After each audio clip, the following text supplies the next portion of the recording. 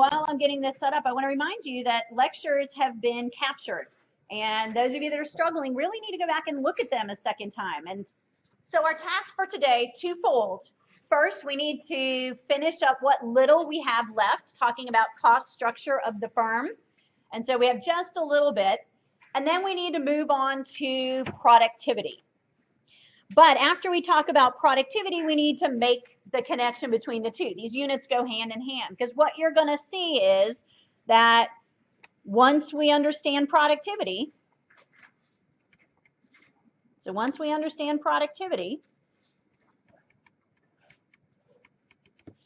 it's going to explain why the cost curves look as they do. So cost and productivity are related, and that productivity explains cost. So after we talk about productivity, we need to loop back around and revisit, make the connection. But as an example, so that you can kind of understand the intuitive connection between the two, what if we invent a vitamin and that vitamin doubles our worker productivity? So we create a vitamin, it doubles worker productivity, but I don't have to pay them anymore. So did everyone agree, if I invent this vitamin and it doubles my workers' productivity and I don't have to pay them anymore, what's happened to productivity? Productivity has gone up. Everyone agree? So instead of 10 units an hour, they can produce 20 units an hour. Well, think with me here. If my workers can produce 20 units an hour instead of 10 units an hour, then what has happened to my average costs? My average cost per unit has done what? Everybody, which direction? My productivity has gone up, my workers produce double, and I don't have to pay them anymore. So my average cost of production has to have done what? Gone down, right? So my average costs are going down. I'm paying you $20 an hour and you're doubling your productivity. So obviously my costs get spread out over 20 units instead of over 10 units, right? Does everyone agree? Average costs go down. So think about it. When productivity goes up, our average costs go down. So what kind of connection do you think we're going to find between cost and productivity? What kind of relationship? When one goes up and the other goes down, what do we call that? An inverse relationship. Good. So we're going to see that there's an inverse relationship between cost and productivity. An inverse relationship. So what we have to do then is we have to formulate this inverse relationship. But to do that, we have a lot of kind of content to get through, mechanics, definitions, those kinds of things. All right? So let's finish up cost really quickly and move on to productivity. All right? So back to the cost curves that we've been working with. So remember our cost curve graph.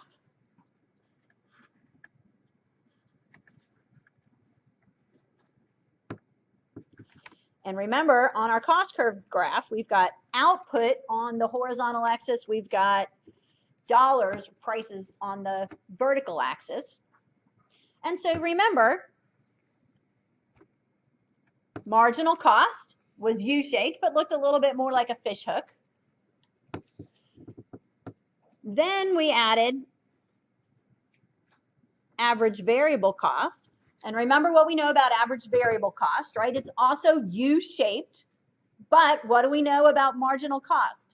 Marginal cost intersects at where? At its what? Minimum, right? So we got to remember that I can't just have them intersect anywhere. I have to have them intersect at the minimum.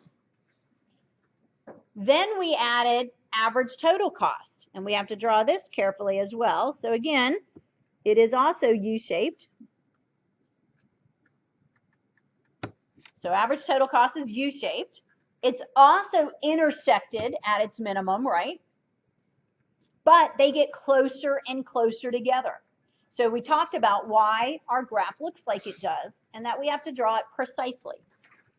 So remind me, why do these get closer and closer together? What does this distance represent? What is it? Average fixed cost. Good. So the distance between those two curves is average fixed cost, right? So we have a lot of things. We have 3 U-shaped cost curves. Marginal cost intersects at the minimums of the average cost, and the 2 average cost curves get closer and closer together because the distance between them is average fixed cost.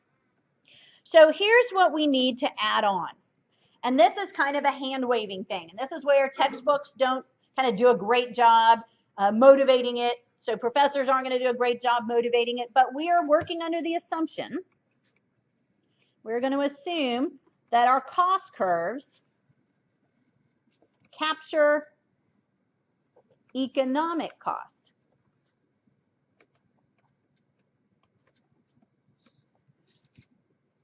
So we're going to assume that our cost curves capture economic costs as opposed to what? What's the other kind of cost we talked about?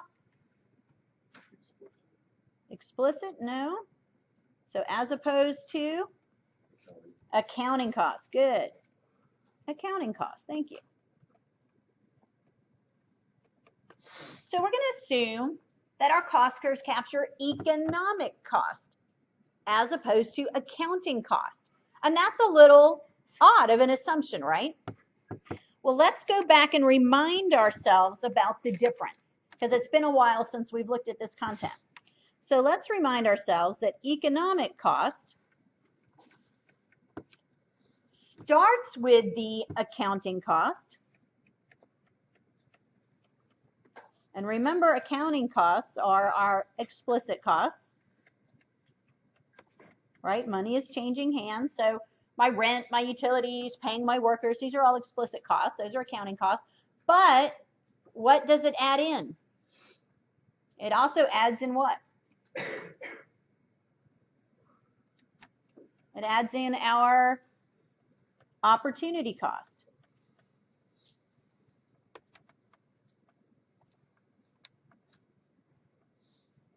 And our opportunity cost is our implicit cost. So guys, remember this? Kind of ringing a bell from the beginning of the semester? So economic costs, we start with our accounting costs and we add in our opportunity costs. And so we talked about an example at the beginning of the semester. We talked about the cost of attending Longwood.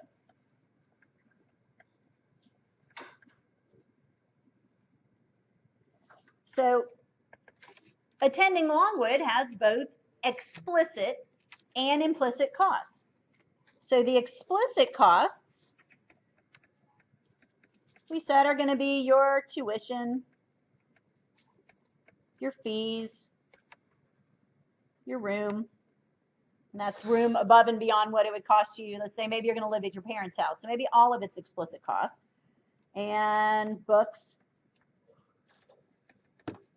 Those are all explicit costs. So those are accounting costs, right? But you also have an implicit cost. Who remembers what the implicit cost was of going to Longwood? Okay, 4 years of your time that you could be doing what? Making money in a job. Good. So implicit cost is going to be the earnings that you give up. Because even if you have a job while you're in college, you're not going to be able to work full time like you would if you were not in college, right? So when we add the two together, we get economic cost. So we have to add both the explicit cost, the accounting cost, and the implicit cost, and that gives us the economic cost. Now remember, why do we care about economic costs, right? Your accountant doesn't care about your economic costs. Your accountant cares about the accounting costs. How much tuition do you have to pay? Like how much checks are you going to have to write? How many dollars will it cost you? But economic costs, remember, is about decision making. So you all implicitly at some point asked yourself the question, is it worth it? I could be making $25,000 a year. Is it worth to give that up times 4 to go to college? And the fact that you're here suggests that you think you're going to more than recoup that money, or you're going to have a different quality of life or different kind of job, something that maybe is more satisfying, and that's fine. So back to our initial assumption, our cost curves capture economic cost. And what that means is that they also reflect opportunity cost. Now that's a little weird, right? So when we say our marginal cost is an economic cost, we're capturing marginal opportunity cost in addition to the marginal accounting cost. When we say our average cost curves capture opportunity cost, they capture the accounting cost plus the average opportunity cost. So we need to remember in another couple of class periods, when we work with profit, because we will be working with profit on our graphs, so we're going to be adding onto our graph. When we work with profit, we're going to need to remember that it is economic profit that we're talking about. So when we work with profit, which we will, it's economic profit as opposed to accounting profit. So again, it's just a little hand waving, and I'm not able to really motivate it all that well. There's really not a way to motivate it all that well other than to say we're going to assume this is the case so that we can talk about economic cost and economic profit and decision making, because that's really what we want to model, not what you would be doing in accounting. All right, everybody with me? Everyone with me right there? Okay, great. So at this point, guys, we're done with cost, except we're going to have to loop back around to it at the end of productivity. But we're done with the mechanics. I'm not really going to be teaching you much new with respect to cost structure of firms. So let's move on to talk about firm productivity. Guys, put your cell phones away.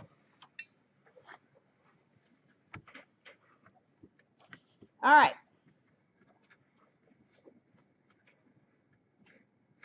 Firm productivity. When we talk about productivity, folks, we have to introduce some new terminology. The first term that we need to introduce is total product. Total product. So I might say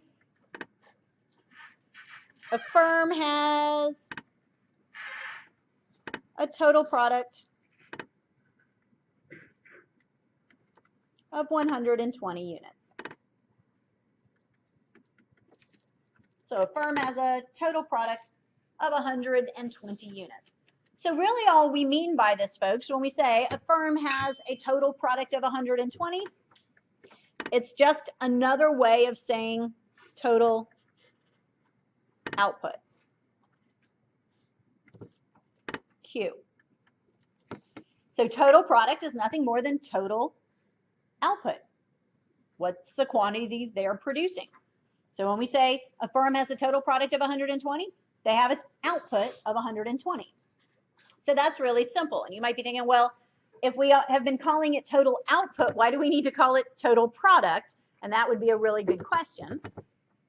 The reason is that it helps us with the second definition, and that is marginal product. So we have total product and we have marginal product. MP. Marginal product. Let's start by defining marginal product, and then I'm going to make it a little bit less abstract. When we talk about marginal product, we're talking about measuring the additional output,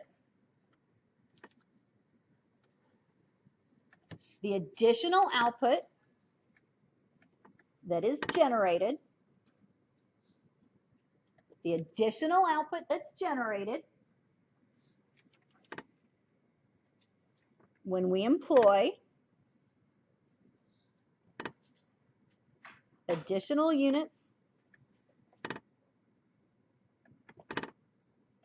of an input.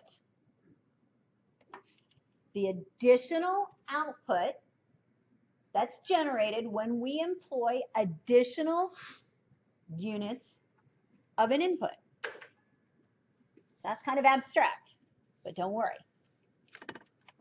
So marginal product is the additional output that's generated when we employ additional units of an input. So the additional output. Very simple, guys. We're asking, how does output change? How does output change when we employ additional unit of an input? In other words, when we change our input use. So it's really simple. How does output change when we change our input use? All right, so keep it simple. How does output change when we change our input use? Well, what do we mean by input? Remember, inputs are our factors of production. Our factors of production. And we've been talking about capital and labor. So let's keep it simple. We're changing our use of capital. We're changing our use of labor. Really simple, okay? So I have to be specific. Am I changing capital or am I changing labor? So let's change capital. And when we change capital, we have what we call marginal product of capital. So if I'm changing capital, then I'm talking about marginal product of capital. And the abbreviation when I'm changing capital, marginal product MP sub K.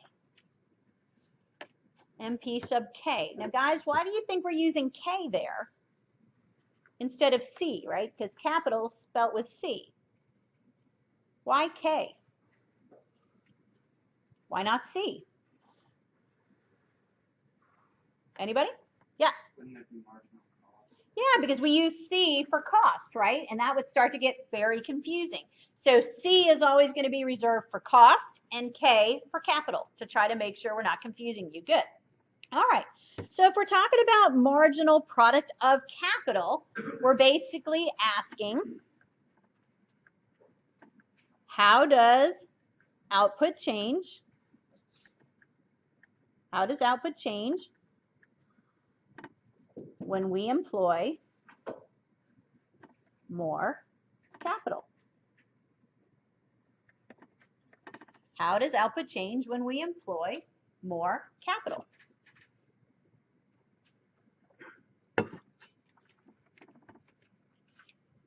So how does output change when we employ more capital? So if I was trying to come up with an equation, what would I write? How do I write, how does output change? How do I put that into formula? How does output change? What is the change in output? How do I write that? Delta, right? Delta is what we call the triangle. Delta means change in. So what is the change in quantity, right? So how does quantity change? How does quantity change when we change capital? How do I write that? Delta K. Good. So there's our equation. Very simple, right? Nothing's difficult about this. Keep it simple. All right?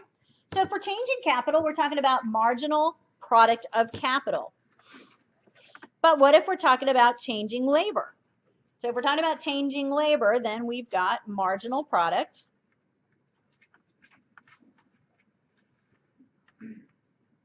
of labor. MP sub L. Marginal product of labor. So marginal product of labor asks very simply, how does output change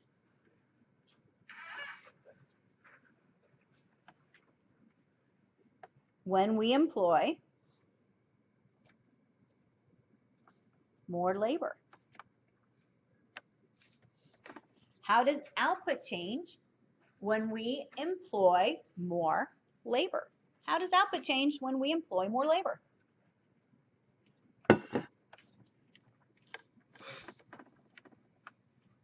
So MPL, everyone agree? It's going to be the same equation. How does output change, delta Q, when we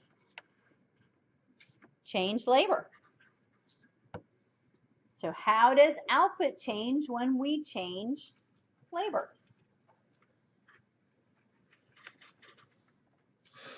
Okay, very simple. So marginal product. One thing I want you to note is this is nothing more than calculating a marginal benefit.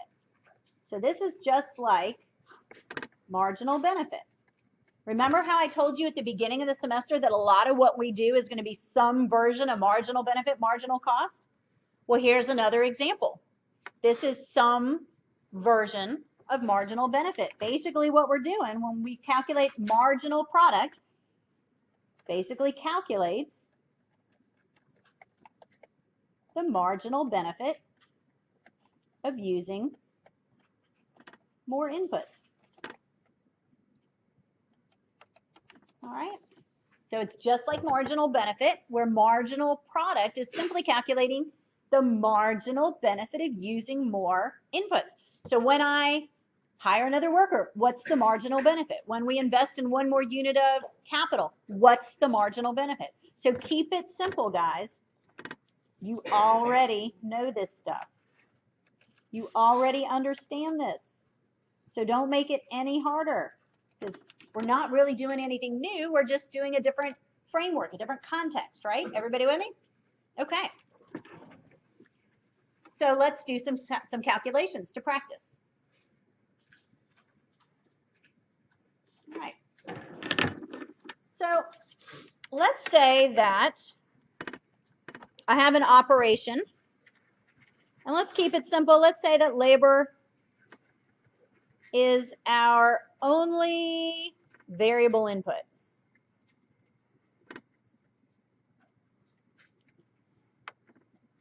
So maybe the only thing we're hired to do is put together bicycles. They provide everything. All we have to do is have the labor. Okay? So we're going to assemble bicycles. We're not even creating anything new. We're just putting together, right? So labor's our only variable input. I need to hire workers. All right? So assemble bicycles with someone else's tools.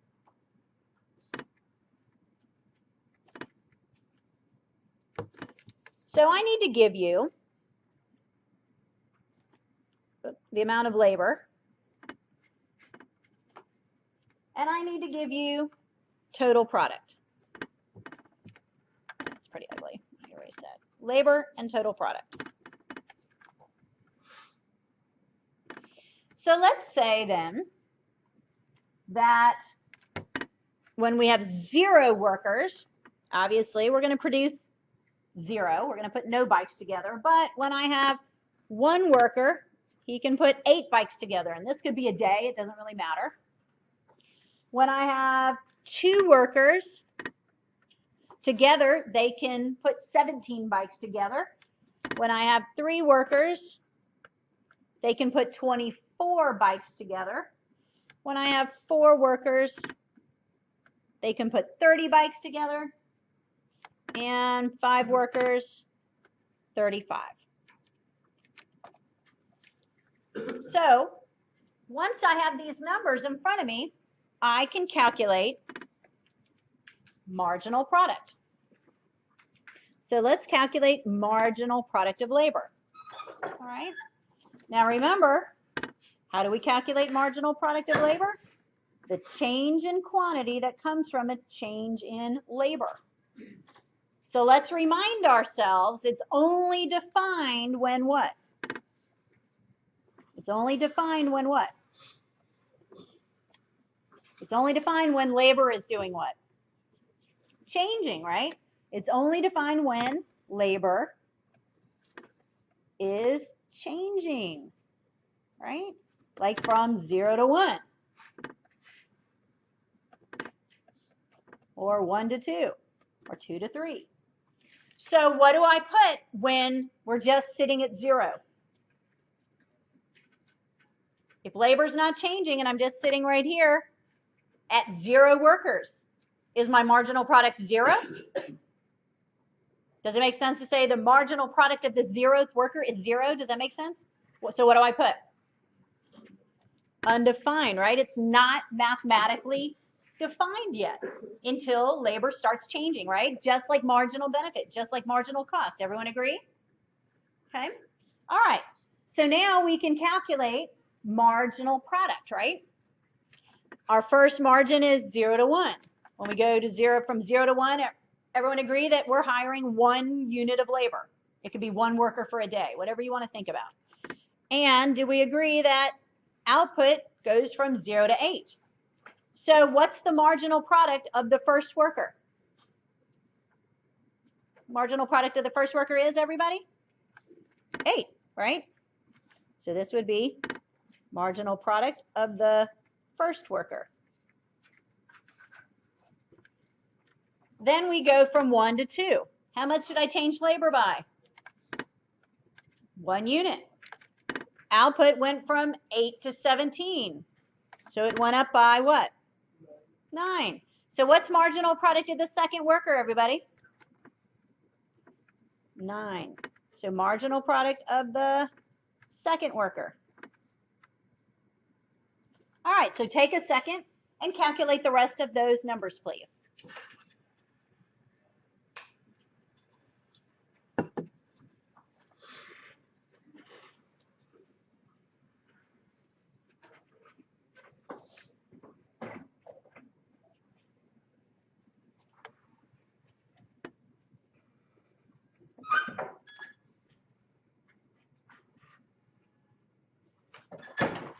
It should only take you 30 seconds probably.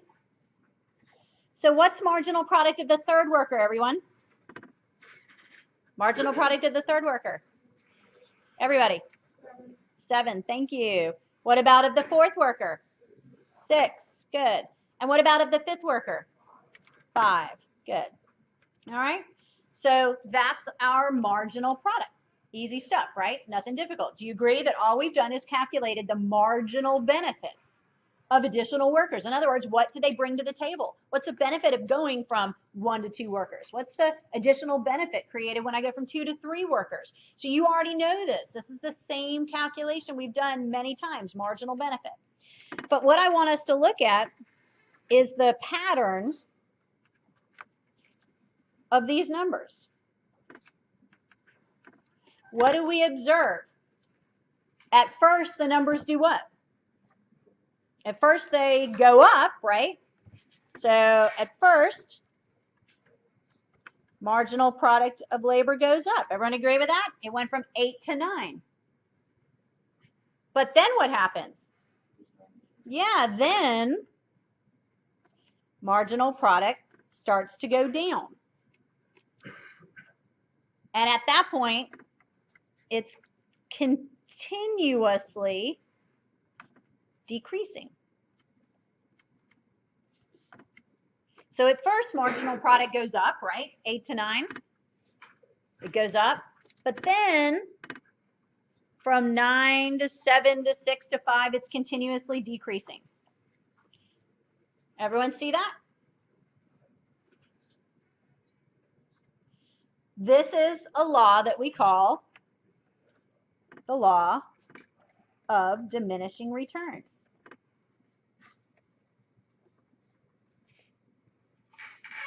The law of diminishing returns. So we've just illustrated the law of diminishing returns. So everyone see, at first it goes up, 8 to 9. and then it goes 9 to 7 to 6 to 5. So the law of diminishing returns says the following. The law of diminishing returns says that as you use more and more of an input, as you use more and more of an input, as you use more and more of an input,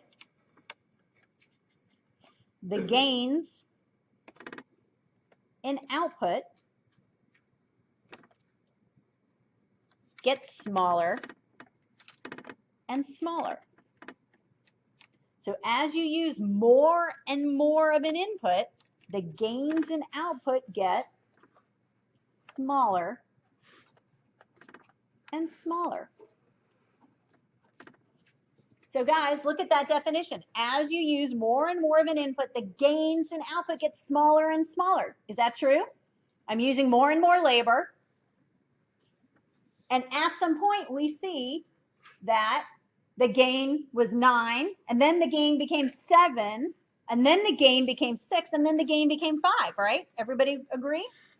So what this tells us is then, at some point, it doesn't have to happen right away, but at some point, marginal product will start to fall.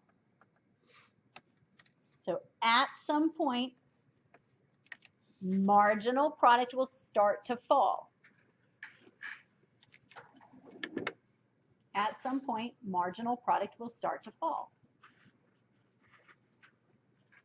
Okay.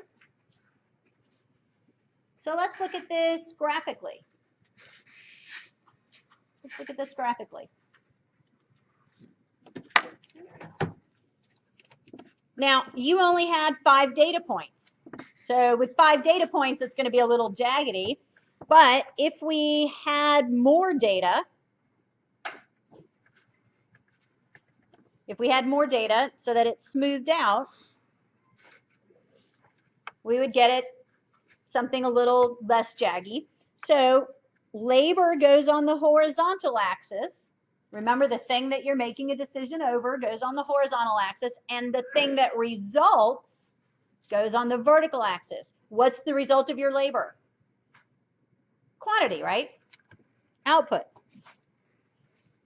Whereas before, output was the decision variable, right? So we make a decision over labor, and that results in some amount of quantity. So if we were to plot these numbers, they'd be a little jaggedy. But if I gave you more and more data, it would smooth out to look like this. So marginal product looks like that. Now look at the numbers I gave you on the chart. Do they basically follow that shape? First it goes up, right? And then it starts to fall, but it would be a little jaggedy. So that's what marginal product looks like. Let's divide it right here at its maximum. And then let's also kind of divide it right here.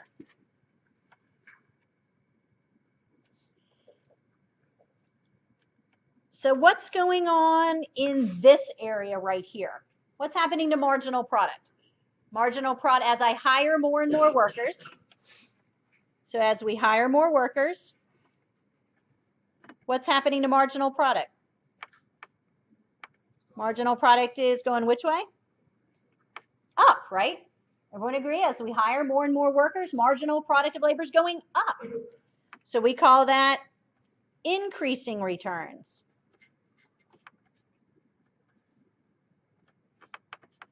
Increasing returns.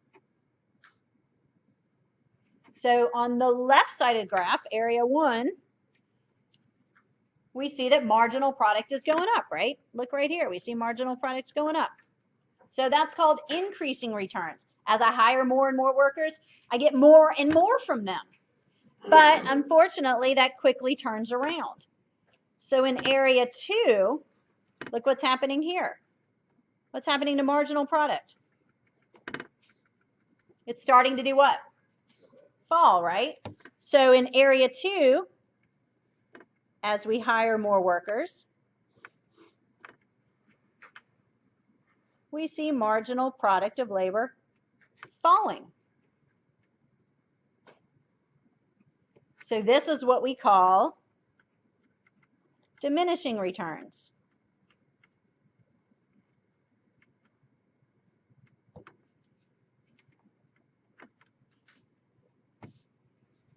So we have increasing returns followed by diminishing returns in this example. But it's also worth a note. Let's take a look at this area over here. Let's call this 3. What's going on over here in area 3? What's happening with marginal product right here, guys? What's true about marginal product in this case? It's actually what? It's negative, right? It's below 0. So here we see that marginal product is actually less than 0. It's negative. In other words, workers are added, but output actually falls. So clearly I want to stay out of that area. All right? So everybody with me then? So I have increasing returns, followed by diminishing returns, followed by an area where we actually have negative marginal product. So let's get a sense of where these patterns might come from. All right? So let's build a hamburger stand.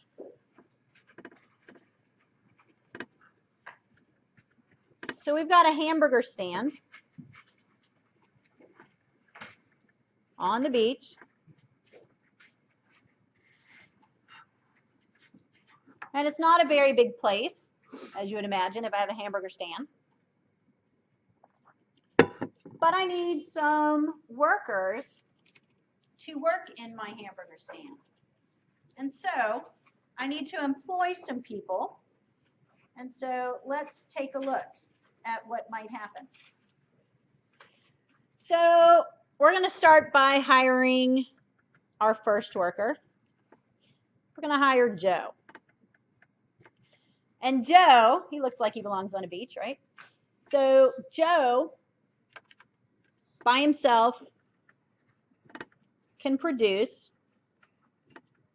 Q equals 30 burgers. Sorry. So Joe by himself can produce 30 burgers. Now, I didn't have any burgers before, right? If I don't have Joe, I have no burgers. I don't even have to tell you that. That's obvious, right? So what is the marginal product for Joe?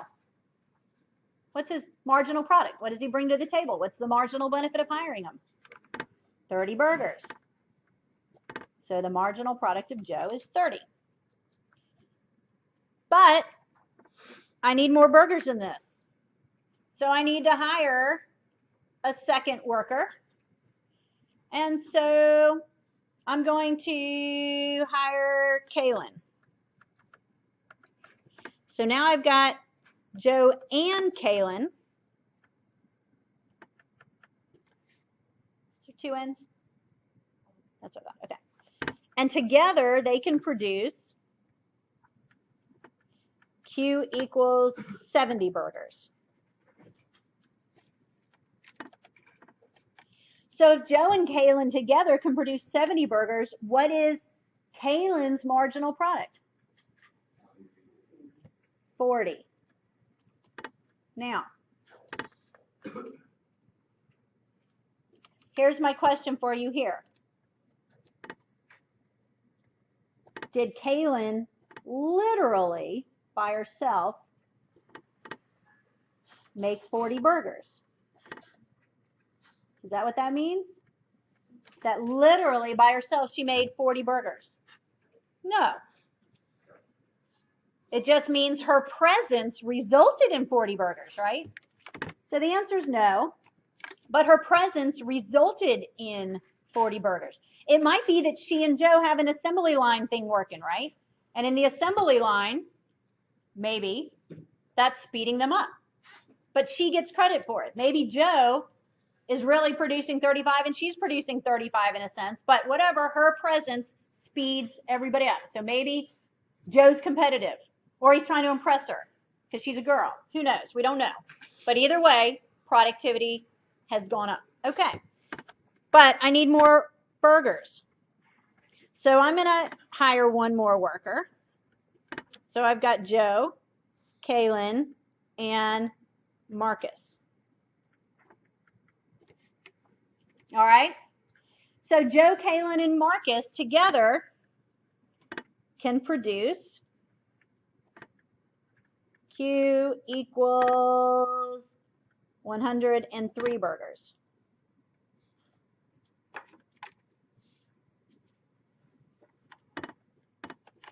So from this, guys, what's Marcus's marginal product? Everyone agree that Marcus's marginal product is 33. Now, let me ask you this. Does this mean that he's less competent than Kaylin? Does it mean he's less competent? Does it? I mean, he might be. But does it mean he's less competent? How many of you think he's just less competent?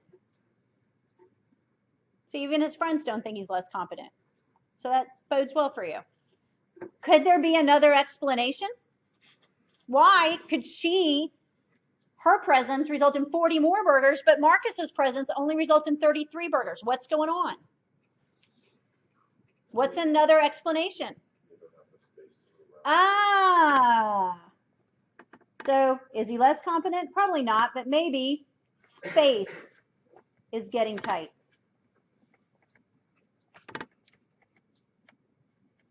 Space is getting tight.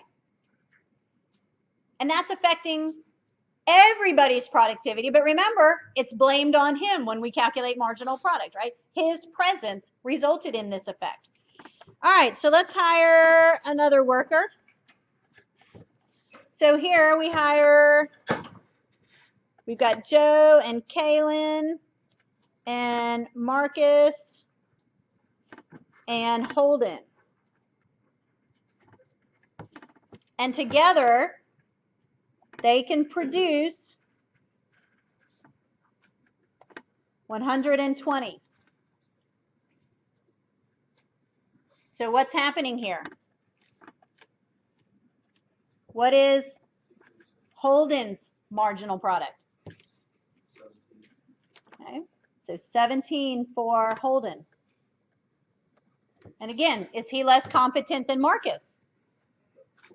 Maybe. Marcus says yes. So do we still have probably a crowding situation? What do we call this? What are we seeing? Look what's happening to marginal product. It went from 30 to 40. That was great. Then it went from 40 to 33 down to 17. What do we call this, guys? What are we seeing? We're seeing diminishing returns. Good. We're seeing diminishing returns. Well, let's hire one more worker. Let's hire one more worker. So I've got Joe and Kaylin and Marcus and Holden and Mike. Mike wants to be hired. He's volunteering. All right. And Mike. And together, they can produce 110. They can produce 110. So guys, what is Mike's marginal product? -10. Mike has a marginal product of negative 10. So here's my question for you. Is Mike incompetent? Is Mike incompetent? I mean, what does it mean to have a negative 10 marginal product? Explain this to me, guys. What does it mean to have a negative 10 marginal product? The whole operation is making less burgers than before, right? That's different than diminishing returns. Everyone agree? Diminishing returns meant, we're slowing down. But we hire Mike, and now we literally are losing burgers. Is he just incompetent? Is he an idiot? Is that what's going on? He says no. So what is going on? Yeah, there's no room. So probably it has nothing to do with competence. It probably is purely an overcrowding issue. There's just no room. He's getting in everybody's way. Mike is dropping burgers. He's slowing everybody else down. Other people are dropping burgers. By the time we're done, we've done worse. So let me ask you this question then. Is it rational to hire Marcus and Holden? Is it rational to hire Marcus and Holden? Yes. I mean, what do we see, guys? Diminishing returns is set in.